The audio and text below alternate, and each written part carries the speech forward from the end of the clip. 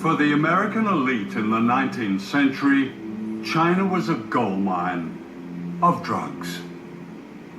Warren Delano, the grandfather of Franklin Delano Roosevelt, was the American opium king of China. He was the biggest American opium dealer, second to the British. He welcomed the first American ship into China to help out with the opium wars. Much of the east coast of America, Columbia, Harvard, Yale, Princeton, were born from opium money. The American Industrial Revolution was funded by huge pools of money. Where did this come from? It came from illegal drugs in the biggest market in the world, China. Let me get this right. The grandfather of arguably the most liberal president, Franklin Delano Roosevelt, was a drug runner. Yes, sir. Franklin Delano Roosevelt never made much money in his life. He had public service jobs that were very lowly paid. But he had yachts, he had summer homes, he had mansions in New York City. The kids went to private schools. He inherited a fortune from Warren Delano, his father, who was the American opium king of China. If you scratch anyone with the name Forbes in their name, John Forbes Kerry, Secretary of State John Forbes Kerry. That's the present Secretary of State. Yes, sir. You'll find opium money. His great-grandfather was an opium dealer. How big was opium money? Opium money built the first industrial city in the United States, Lowell, Massachusetts. It built the first 5 railroads in the United States. Opium money all over the East Coast, but it wasn't talked about. It was called the China trade. And if you go to various museums, you can see teas and silks exhibited, and they keep quiet about all that big opium money. In the scramble to get opium money, China was invaded and colonized by Britain and the other imperial powers.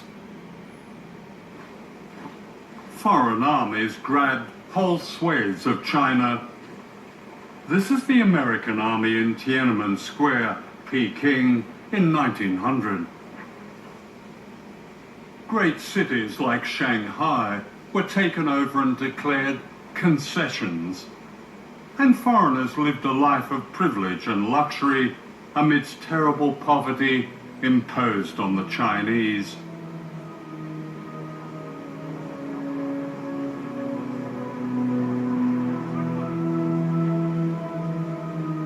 A resistance, known as the Boxer Rebellion, was put down with the savagery. This rape of China set the tone for how China was perceived in the West well into the 20th century.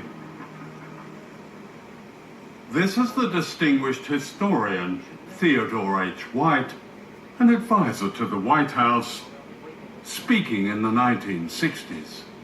Perhaps China is too vast to be governed by mercy. Yet if Chinese mind craves order, they must be brought to recognize they are the biggest factor in the world's disorder. And we must untangle the madness of their mind. The most difficult task in the world is to reach the minds of men who hate you.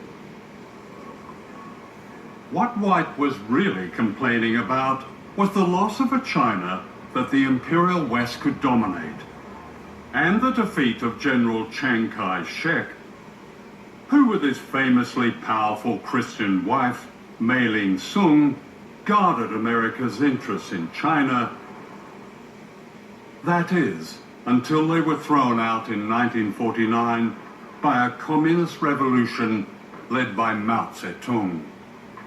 Mao had beaten Chiang Kai-shek 3 times in huge battles involving millions of combatants. Mao was a winner in this contest from the early 1930s on, but we knew very little about it, and people don't understand that even today.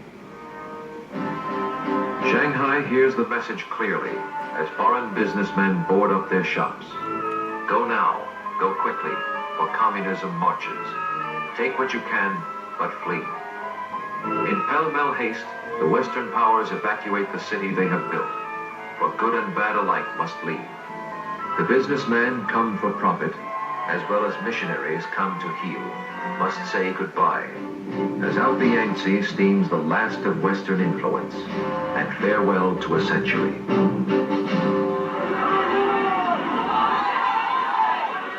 Even today, it's difficult to understand the paranoia ignited by Mao's revolution. As we look at China on the map, we can see that China is the basic cause of all of our troubles in Asia. I believe that for the sake of our safety, it is necessary to be prepared for the possibility of a Chinese missile attack on the United States. One of the myths about Mao is that he was an implacable enemy of the capitalist West. Or should that be willfully misunderstood? The truth is that China has matched America at its own great game of capitalism, and that is unforgivable.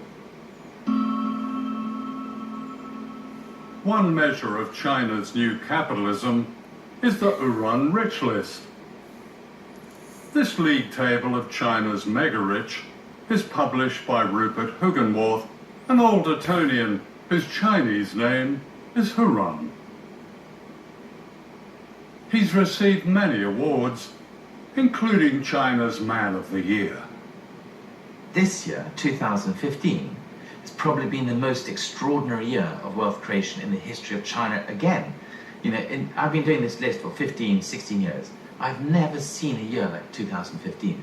You know, normally for £200 million or $300 million, we find, say, about 800,000 people.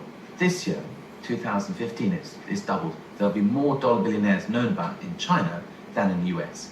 So the US, up until now, has been the leader in terms of business, you know, the most successful business tycoons in the world. China 2015 will have overtaken the US, so amazing. Are the very symbols of capitalism: Starbucks, Apple, Cartier, Dolce & Gabbana, and down there perhaps the free market's greatest triumph, bottled water that ensures you live young, costing £6 for a small bottle in my hotel. Would Mao spin in his tomb if he was here? I'm not so sure.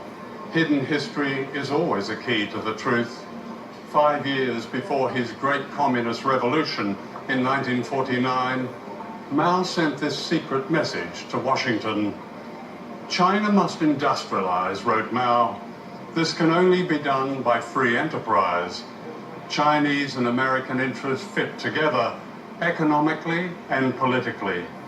America need not fear that we will not be cooperative. We cannot risk crossing America. We cannot risk any conflict. Mao received no reply. Nothing has changed. Kong was looking to be a friend with the United States from the beginning. Mao says, I will go meet Franklin Roosevelt in the White House. Mao reaches out in 1950 to Harry Truman. He reaches out to Dwight Eisenhower. His hand was tossed away. This opportunity that might have changed history, prevented wars, saved countless lives, was lost because the truth of Mao's overtures was denied in the Washington of the 1950s.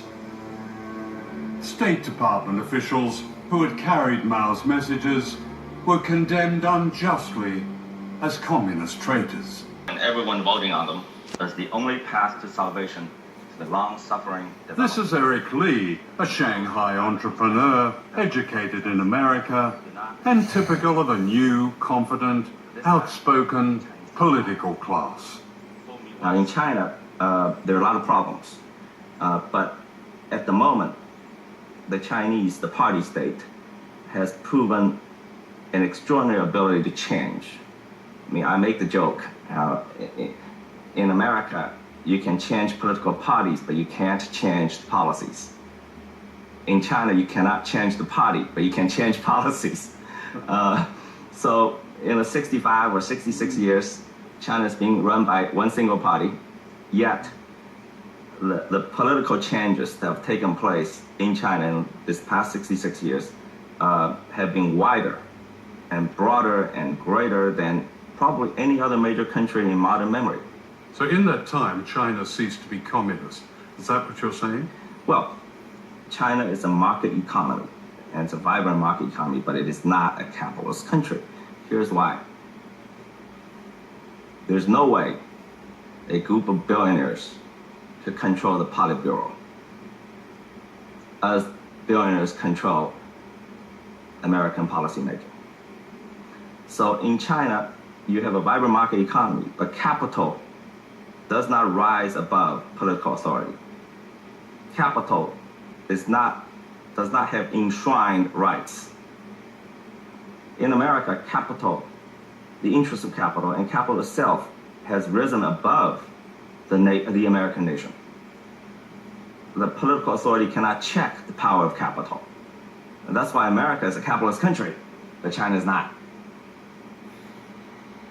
Trying to run the world. They're not even trying to run Asia Pacific.